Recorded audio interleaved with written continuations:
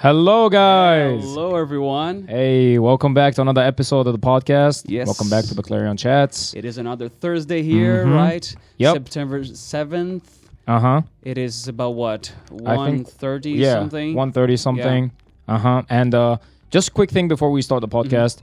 We apologize for last week's. Yeah. We couldn't record an episode for a couple of reasons. We had the lawn party event. Some people were busy, Jay and most of the STAMP members. And also, I had to stay home. I had some important things to do as well. So hopefully you guys don't get mad at us for that. Yeah, he wasn't able to come to campus. But that is fine, you know. Now that we're back in fall, you might even give the little excuse, you know, because we were doing twice a month, so every 2 weeks. I say, oh no, yeah, it's totally within our schedule. But we're gonna be doing episodes weekly now in the fall and spring. So yeah, be on the lookout for that. But I do have to say that there are some pretty interesting things that happen over these past weeks. And even though I was planning on talking about this before, I think they're still relevant enough to talk about it today. Okay. Even though it has been a little over a week that they happened, because I actually got people asking about that today for me. Oh, really? Yeah, because last week, if you guys aren't aware, Sinclair had on Wednesday their employment fair. Yes. So what they had there, they had a bunch of tables and just people all over campus just advertising that they have open positions. And I think it's really important because there are a lot of people that want to get their careers started here, but they don't know how to. A lot of jobs nowadays off campus, they require experience. That's usually very hard to get if everywhere requires experience. And you cannot get it anywhere, right? Yeah. So Sinclair helps students get a start in their career. Yeah. Because, you know, it's just, obviously it's easier to work on campus, and some of these jobs, they don't require too much skill for them to be realized. So, you know, any student can take. You don't have to be in certain areas. Yeah. So what do we have? We have a lot. So for those who missed that, fret not. We are going to be writing about that in our next magazine. The article was done yesterday. Actually, it was the one that wrote it. But we're also going to be talking about a little bit here in the podcast in case anyone is interested in getting a job here. Yeah, of course. So we have some places that are looking mainly for office work. And office work, of course, entails, you know, you sit down at the reception, you pick up the phone, you transfer calls to people, to your higher-ups, you scan documents, you shred documents, you just you do what people tell you to do, essentially. Yeah. Right? And it's very easy job. It doesn't require a lot of effort. And the good thing about these types of jobs is that they usually have flexible hours because people here understand that students study. And if you just don't have flexible hours, how do you expect your workers to fit into the schedule, right? So fortunately, a lot of places here at Sinclair, all of them actually look to make the hours available for the students. Is this for all the jobs or just for a specific one? So there are plenty of jobs that are looking for office work. Some of them includes academic advising. Yeah, the help center? The welcome desk. And they have for Upward Bound too, which I'll speak about Upward Bound in a minute. Okay. And also human resources. So these are 4 places that are looking for office work. So welcome desk is, as the name entails, you know, it's the welcome desk. If you ever walked to Sinclair via the big entrance, you saw the welcome desk is where we all got our Tartan ID cards. At least I hope that you got yours. Yeah, it's where the stairs are. I took about a year and a half to get mine. That's why I always tell people to go. Really? Yeah, to go as soon as they can because I forgot. Wow. But it's important. And then there's academic advising, which is still in Building 10, but on the 3rd floor. So if you ever had an in-person appointment with your advisor, that's where you go to sign in, right? So they need people there to help with that. And human resources, just really office work. You're going to be hired as a secretary, receptionist. Though human resources does also delegate jobs that are administrative and also maintenance. So, if they need to move stuff around. Like physical stuff? Yeah. For example, this table here, right? So, they are the ones that move stuff around. Yep. So if you get hired there, you might end up doing some physical labor as well. If that's your kind of thing, of course. I like it. That's why I like distribution here at the Clarion as well, because I like to go around. Except for earlier this week. Yeah. But we can talk about that in a bit, because there's still a lot more to discuss about employment. So you can find human resources on room 7340. They're 7340. Yeah. So third floor of building 7. They have a sign that says human resources on it, and it's really just walk in and just for these things you have to walk up to them and just say, hey, I heard that you guys are hiring. I'm interested in applying, right? So you have, again, welcome desk. That's the welcome desk in Building 10. The academic advising desk on third floor of Building 10. Human resources, Building 7, third floor, room 40. And we also have Upward Bound, which I mentioned that I would speak in a bit. And they are a pre-college program that they try to find ways to make it possible for high school students to go into college. So they work together with public high schools to make sure that they can give out scholarships and they can help teenagers move on to college, because sometimes it can be a difficult thing to go to, right? Usually you end up high school. Some people don't really go to college because of money issues and all of that. But Upward Bound is the place here at Sinclair that looks to help students with that, graduating high school students. And they are located in Building 19, room 103. So that's very far. Yeah. So if you don't know where Building 19 is, real quick, if you know where Building 13 is, you're just going to keep walking straight ahead. Yep. Not in the direction of the garage, in the opposite direction. You're going to pass by Building 18, which is the drone flying building, and you're going to take a right. Building 19 is to the right of there. It's like one of the furthest buildings from this main campus, so it can be a little hard for you to ever see that it's there, but it's there, and they have it there.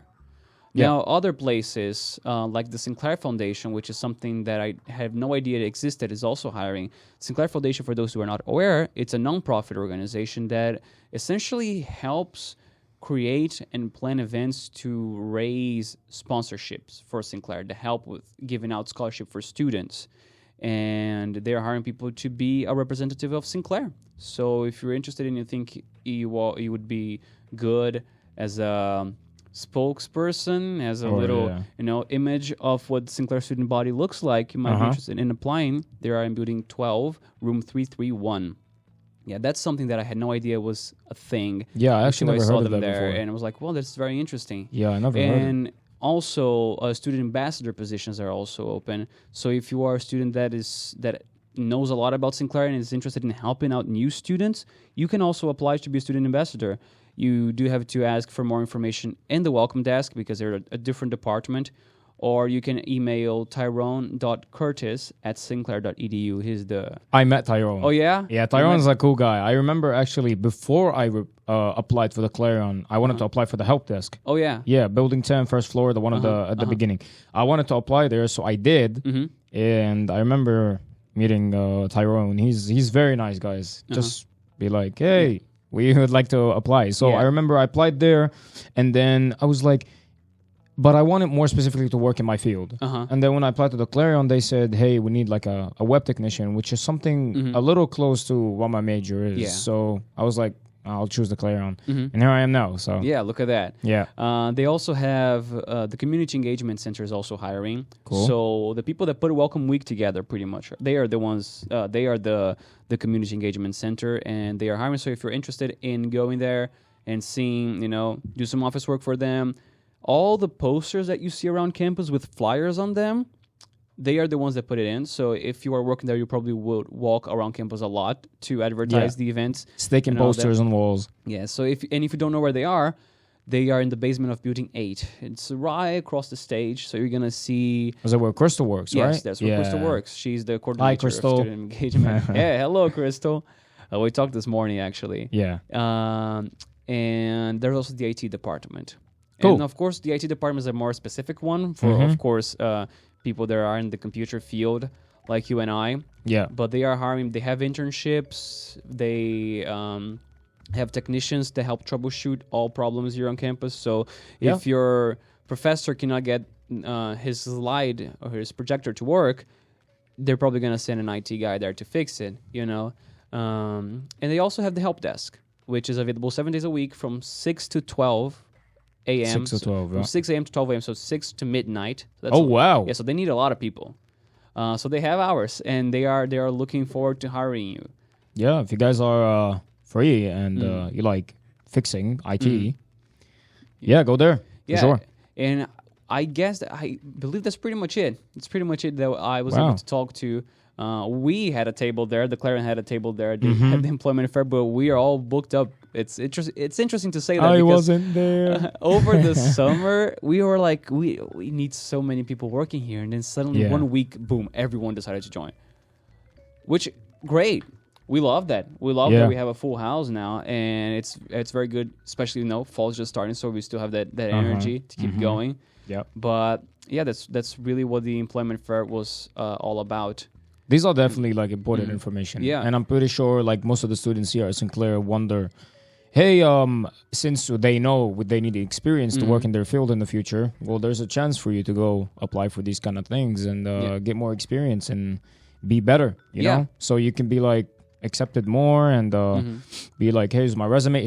Of course it's better for your resume. Yes. Everything on your resume that you put will be important for the future companies that you want to apply to. So these are definitely great information. And it's experience too, because a lot of companies they value experience, right? Yeah, for so sure. it's always a good way of you building up, a name for yourself. Yeah. Really. Yeah. And of course it is a student employment, so we don't it's not a big salary, but Yeah. it's just a student job. So don't expect to be making $20 an hour or something. It's like I said again, it comes back to you because it's experience. Yes. Even if you don't get that much money from it, you're getting experience for you to get more accepted in the future in different companies that will pay you more. Exactly. So you think about that. You either think you want the money now or you want it later for better purposes.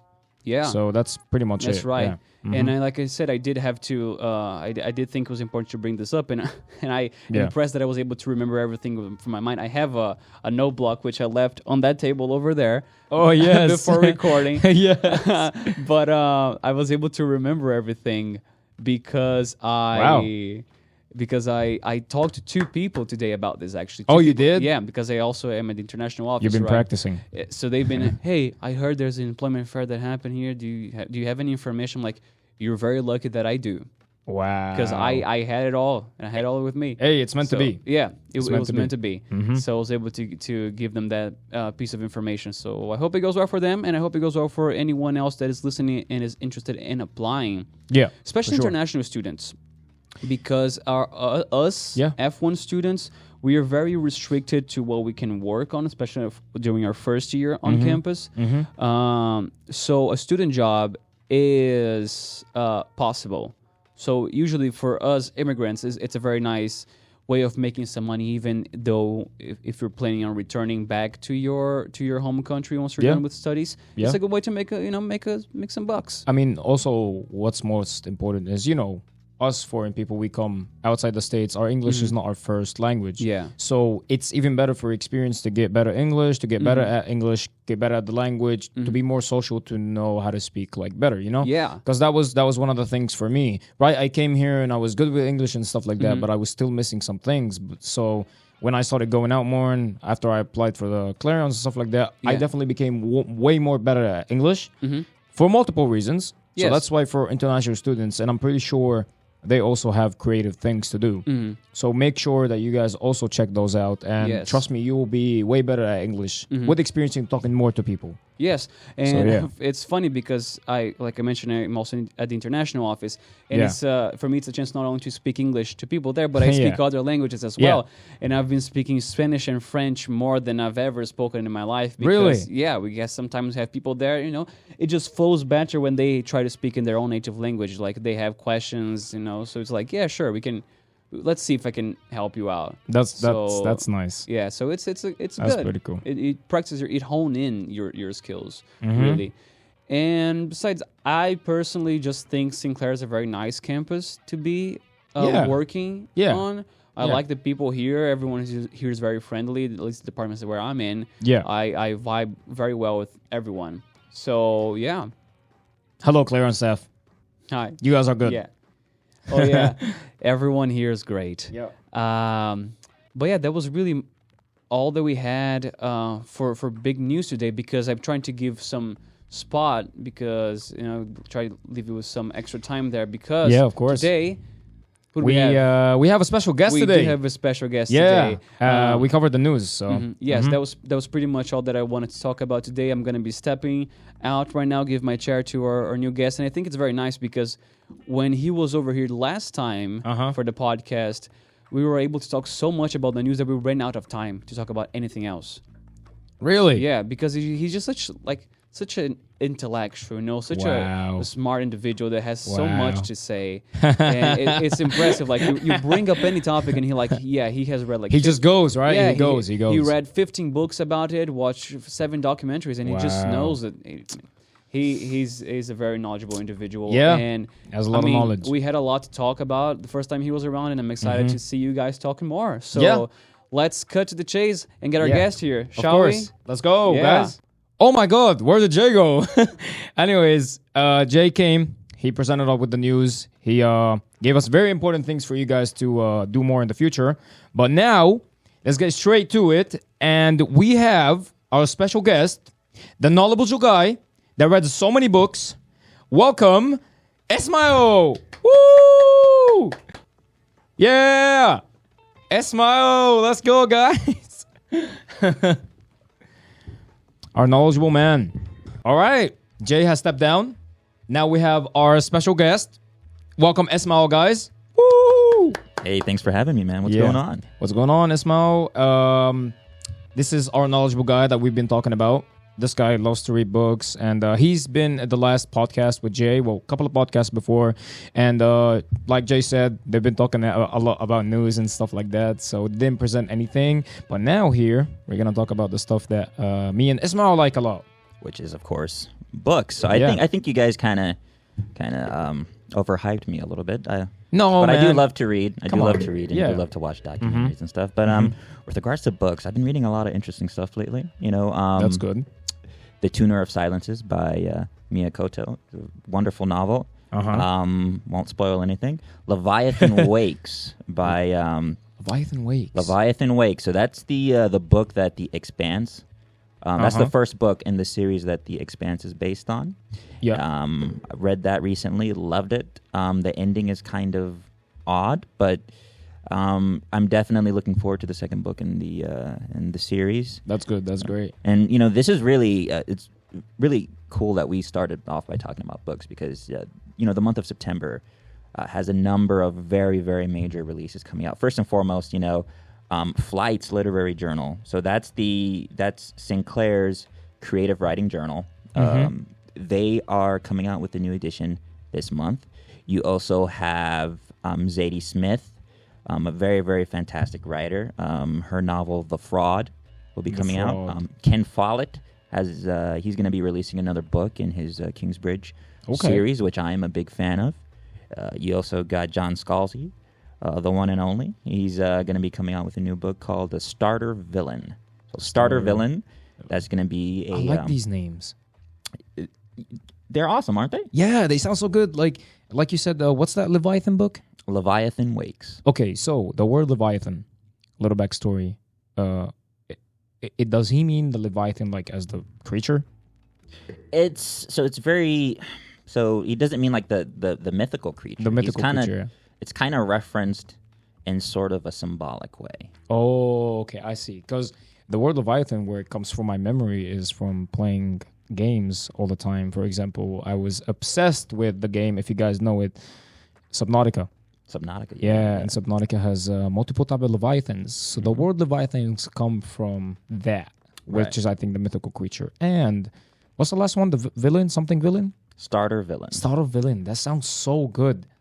And I'm sure it's going to be exceptional, because pretty much everything Scalzi writes is just pure gold. I love reading his work, and I've met him before. You did? Yeah, very, very nice guy. Wow. And an exceptional writer. So I'm looking forward to that. That's great. That's great. For me, okay, let me take you guys to a little backstory between me and Ismael. So he's one of our staff members, one of the main ones that he goes over the editing and the articles, and he also writes articles himself. He's very good at it, but he admits he's okay for some reason. I don't know why. I'm all right. Okay, man. I'm okay. Anyways, so I met Ismael, and since I'm foreign and stuff like that, and I saw his name, and his name is like Middle Eastern because I'm Middle Eastern and stuff like that. And then after I met Ismael, I was like, I can talk to someone that can understand my language. So after we talked a little bit and we got to know each other more, you're a very interesting guy, man. I've been told that. Yeah, I've been told that. I like how I like our convos, back and forth. I do too. Yeah, I do too, and I value your perspective on things. Mm-hmm. And you yourself read a lot of interesting books, if I'm not mistaken. I do. Yeah. I do, man. I go. So I'm a sucker for horror. I love horror books. I think you like horror too, right? But not as much as me.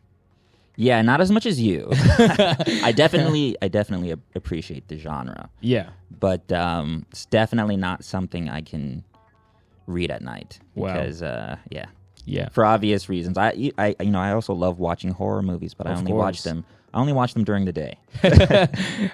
So basically how it is something actually very interesting about me. When I'm talking to people, they seem to tell me that I'm a creative guy. I have a lot of imagination. I think so. Yeah, so that's where horror came from.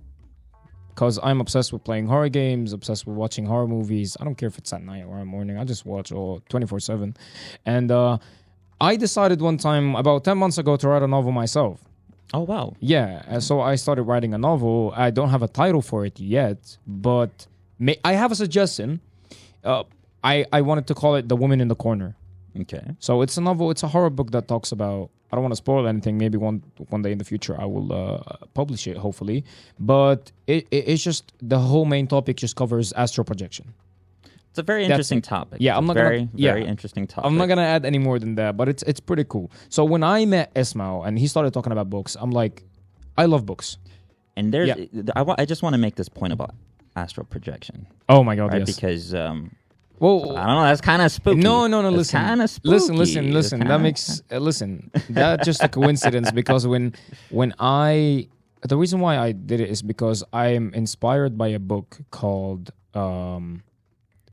Insidious. No, sorry, not a book, a movie. Okay. Yeah, it's called Insidious, and I'm pretty sure Jay knows it. Jay knows that movie. That movie is amazing. So it's a horror movie. It has 4 chapters. I think the 5th one is coming this year, or probably came out. I think, I don't know. The main topic of it is astral projection. So from watching that movie, that inspired me to write something in my own way, making my own story, plus inspired by different other video games that I played. And so that's a coincidence. It's a very odd coincidence. But yeah, I mean, I'm really looking forward to you completing that book and sharing some excerpts with me. And who knows, one day you might be on a shelf with John Scalzi and Zadie Smith. Hopefully, if I continue something like this, because I never thought this would be, I would say, a path. Maybe right now it's getting created, but I don't know if I will continue on that. But maybe it'll be like a side hobby, You never know what happens. You never know what'll happen, and takes me somewhere. You just gotta kind of keep your options open and follow your passion. So if your passion tells you, "Hey, I want to write a novel," follow it and do it and see where it takes you. There's a lot of work that goes into it, and that's why I appreciate all the authors out there. To give you an example, because you're writing a novel, so you'll know how challenging it can be. Oh, yeah, for sure. Scalzi's last book, The Kaiju Preservation Society, he wrote it in about a month. Wow. It is a full-length novel, and he wrote it in about a month. I've read it. It's exceptional. But that just goes to show you how much effort and how much time and effort and just how much of themselves that writers put into their work. So, wow.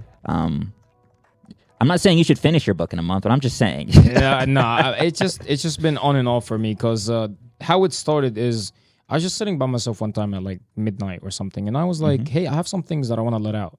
I want to just write. So I opened Notepad on the computer and I started typing.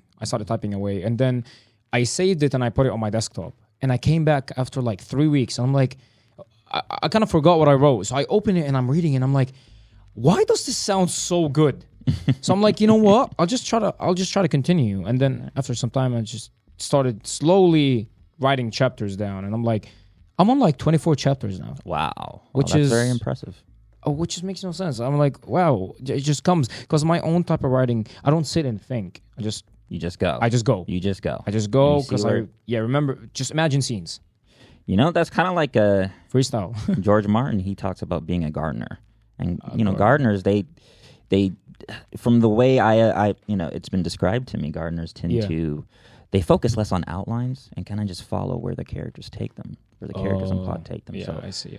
He's a very, very, very great writer and one of my favorites. So, cool. Yeah, that's a very, you're on an interesting path, and I can't wait to see where it takes you. And you definitely have a lot of different things out there to inspire you when writing horror, including, as you mentioned, horror movies. And there's one particular movie I've been trying to get you to watch for a while. Oh my god!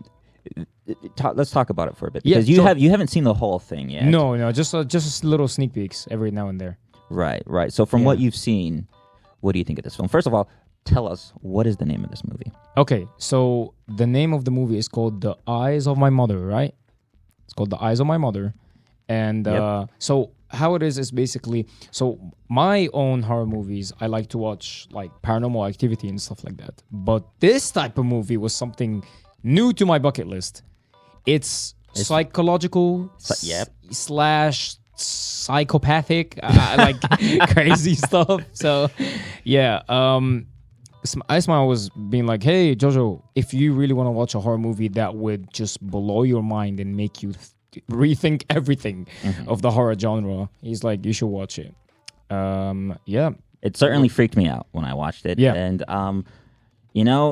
one of the bad things about watching horror movies during the day is that you then one of the bad things about it is that you then have to do things. Oh yeah, right. And while potentially being frightened or terrified after what you've seen, and that movie. Oh my God, it absolutely flabbergasted me. I don't want to give anything away. Yeah, but there are a couple scenes in that movie. Not just because there's, not for gory reasons or stuff like that, but really it's the psychological, mental aspect of the horror that's depicted that sometimes I look back and I'm like, ooh. Oh my God. I can't believe I finished it. Wow. So it will be very interesting for me to watch. And you know what? I will promise you that I will watch it tonight. All right. Tonight. I'm going to hold you to that. Yeah, remember, tonight. Tonight, okay. Not to morning. So if you don't come into the office tomorrow morning, I don't know why. No, I definitely will. It's always interesting to see those things. To watch different type of movies, and plus, like, it goes back to the director. Like, how did he come up with those things? You know what I mean? Right. Because I always question the back doors, or I always question the behind the scenes. Right. Yeah. For example, I love Harry Potter. Mm-hmm. I watched all the movies and read most of the books. Mm-hmm. But what I like to do is I like to compare. The movies were amazing, by the way. Shout out to Harry Potter. We love you. And when I read the books says more than what you see in the movie. Right. It mentions more things behind the scenes. Right. Because typically, stuff gets cut during the adaptation process. That's true, right? Yeah. Mm-hmm. So that's why, and it goes with pretty much, not just, the Harry Potter series, but, I could mention, A Song of Ice and Fire. Mm-hmm. The list goes on and on and on. And there are some works of literature that are almost unadaptable. So one example would be A Confederacy of Dunces, Blood Meridian. Those are two very, very powerful, very influential novels that have not been adapted yet, and I don't think ever will, because it's just it's such a task. It's a lot to ask a director or screenwriter to do. And in the case of a Confederacy of Dunces, people have tried for many years, for decades. They've tried and tried and tried, and it hasn't happened yet. So, that's kind of what we see throughout the adaptation process. That stuff gets cut, most of the time, that's why you'll hear a lot of people say, the book was better because the book just has more content. It's written. That's the way it was initially envisioned. But occasionally, you get an adaptation that's just beautiful. Maybe not as good as the book. Yep. But good enough to be a good ambassador for the book. So one example is the Dune novels by Denis Villeneuve. Part 2 is supposed to be coming out in 2024, if I'm not mistaken. If they haven't changed the release date or something. Yeah. And I remember watching the first part. Yeah. And it was just so. Not only was it a beautiful interpretation of a lot of Frank Herbert's imagery and ideas, but at the same time, it captures the socio-political aspects of Dune that are super important. Now, one of the only criticisms I have really of that adaptation is the parts where people are speaking in Arabic. And oh wow! And the reason is because the Arabic is very broken. I should say. You want to say that? It's very broken. It's based on dialects. No, I mean it's like they don't sound like native speakers of the Arabic language. That's what I mean. You mean the character speaking? The character speaking don't I sound like they're native speakers. So one word they use is ghaib. Ghaib, okay. Ghaib, right? And instead they say ghaib. Ghaib. And I was like, okay. So the character in question, they're calling him, it's supposed to be Lisan al-Ghaib. Okay. But they say, Lisan al-Ghaib. Lisan al-Ghaib. That sounds way different. I wonder who they hired to... There are gazillions of Arab actors that they could have just brought in as extras to, that's true. At least make it sound more authentic. But besides that, it's a beautiful novel. I mean, a beautiful movie based on a wonderful novel. And I can't wait for part 2. Because part 2 has the Emperor Shaddam. So the Emperor Shaddam, the Padshah of the universe, basically, he's going to be played. He's going to be played by Christopher Walken, an actor I absolutely adore. Christopher he's awesome. Walken Christopher is really Walken. good. Really good at acting. Right. So you better watch part 1 before part 2 comes around. Okay. That way you're not lost. Okay, I'll add that to my list as well. Man, interesting things, man. They have really good imagination. They're really smart. They know how to write things down. And most importantly is that they don't hesitate when they do that. Because I think hesitation, because some people take it like into themselves. They're like, this sounds a little too weird. I don't know if I should write that down. So, no. What? What's happening? That's a little creepy. But speaking of horror. Yeah, speaking of horror, that wasn't planned at all. So, what is that? So, yeah. Anyways, I just wanted to say, coming back actually to the Eyes of My Mother, if you guys want to watch it, I think you said it's on Prime? It's on Prime, yep. Prime Video, so if you guys want to watch it, just consider watching it. Because I want to watch it. And he's going to watch it tonight. I'm going to watch it tonight. I have to watch it tonight because now he made me excited.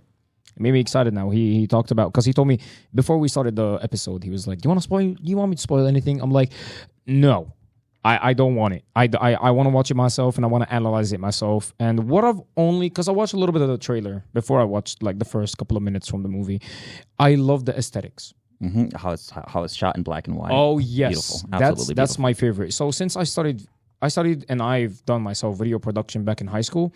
I studied how to record movies, how to take shots, and how to edit them, and how to add audio, how to enhance your audio, and how to basically make short films. And I used to make short films back in the day with my friends as projects and stuff like that. What's nice about that is that I do have myself an artistic mind. And always, when I want to record a short film for a project in high school, I will try to be as creative as I can and to make it as unique as I can between all of my students. Like, to be my one, for my teacher to come to me and be like, "I like the idea behind this movie or a short film that you made." So, because what's nice about it is because you studied these things, when you watch movie, you're just like a judge. You're watching and you're like, I like this shot, I don't like this shot, and stuff like that. But if it's a person that's not really experienced with those things or he doesn't know about them, he's just watching the movie and he's liking what's happening. Right. It's exactly like, for example, you're experienced with a specific thing and you're watching something that you know about it, so you start analyzing. You're like, oh, maybe he's not doing it the right way. Maybe if he done the way that I'm doing in my head, maybe it would have worked. You know what I mean? Yeah, that's one way of critically analyzing things. Yeah. So that's why I love it. I love it already. But before you go off and watch the movie, let me give you some advice. Okay. Make sure you're not eating while viewing that movie. Oh, is it like gore and stuff? I told you I'm not spoiling anything. Okay. Well, if you're gonna eat, just make sure you're not eating meat. Okay. Okay. Another. Okay. Thanks for the warning, but still. Yeah. Avoid meat. Yeah. Okay. But still, I even don't get disgusted by those things too. So that's completely fine if I'm eating. We'll see. Yeah. Okay. We'll see. I'll be here tomorrow, and I'm gonna see if you come into the office. I'll make sure to text you and tell you then. Yeah. Sure. Yeah. No worries. We've talked about the movie and stuff like that. There's something that you mentioned to me a couple of days ago. You said, so you've been reading a lot of books lately, and you said you've been reading a lot of sci-fi, right? Yeah. Yeah. And I just wanted to ask you, what do you think of sci-fi in general? Because for me also, out of the horror genre, I also like sci-fi a lot. I like futuristic things and AI and virtual reality and stuff like that, because that's what I do in my major. You know, I'm a software developer and stuff like that, and I always study what's going to happen in the future. Like, one of the questions that I always will never get out of my head, one of my professors here at Sinclair, I think is Professor Paul Hansford, so shout out to you, Mr. Paul. I've interviewed him. Oh, you did? Yeah. He's really nice guy. Really smart. He's a genius. He's absolutely brilliant. Yeah, he asked us a question and he was like, where do you see artificial intelligence in the next couple of years? And I remember I'm like, Prof, this is a really deep question. Like, it can go in so many ways.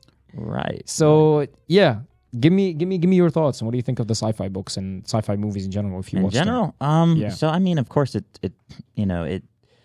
taste is everyone has a different taste. Everyone has different opinions. Yeah. But me personally, I enjoy science fiction for not just the way it looks at the future, but just in general, the artistry, the way these stories are crafted, depending on who's writing them, of course, but oftentimes, especially the sci-fi I read, I'm very impressed and enchanted by the artistry that I'm reading or watching on screen. So if you ever want to be absolutely dazzled by a science fiction writer, there's all sorts of writers out there that absolutely pioneered the genre. Yeah. You have guys like Jack Vance, people like Jack Vance, he wrote the Dying Earth trilogy. Familiar. Yeah, sounds very familiar. An absolutely exceptional writer. You have Roger Zelazny, nice. Octavia Butler, a lot of legends out there, and there is a reason that they are so respected and that they were able to take science fiction into all these different directions. Wow. Right. So I mean, I enjoy it. I have fun reading sci-fi. Just like I have fun reading literary fiction. Just like I have fun reading works by Isabel Allende. Just like I enjoy reading books by Gabriel Marquez. Cool. I'm just a sucker for a well-written story. Wow. So, and there's a ton of that in the sci-fi genre. Cool. Very, very nice information by Ismael. Hey, you learn from us. Every week you learn new things from us as the staff members.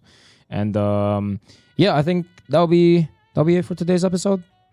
We're done already? Yeah. I mean, it's been like 41 minutes, 42 minutes. Yeah, I didn't even feel that. So would you like to add anything, Ismael? Anything you want to say? Definitely head to our website.